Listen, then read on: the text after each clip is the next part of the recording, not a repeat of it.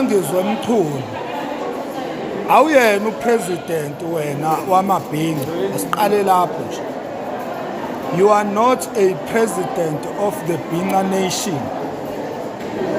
Ungasijwayeli kabi Ngizwe Mchunu, njengamanje ngibhekene nawe ngqo.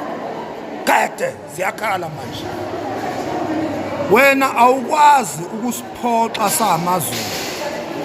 eSouth Africa yonke izizwe zonke zibhekile ilalele. Uthi wena into yokuqala urepresenta amaZulu. Usho into ongakazi ubekwe umuntu kuyo, ozibeke wena kuyo. After that ebese ungcolisa igama lamaZulu ulihudulele phansi Ngizwe Mchunu. Ngikhuluma nawe Dlothofu.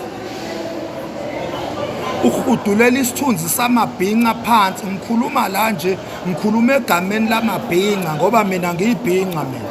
Ngiphinde ngibe umZulu. Ngikhuluma egameni lamaBhinca, egameni lamaZulu ngoba uthe mawuthuka uMalema laphana wamthuka egameni lamaZulu, waphindwa wamthuka egameni lamaBhinca.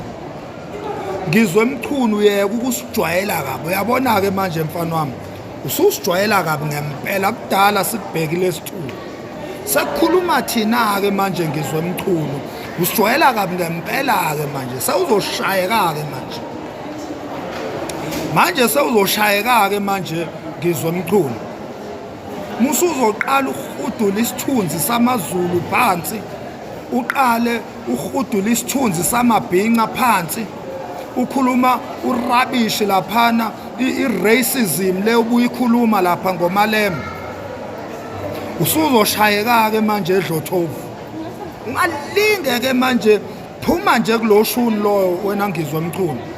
Phuma kuloshuni lo, sikhathelo wena.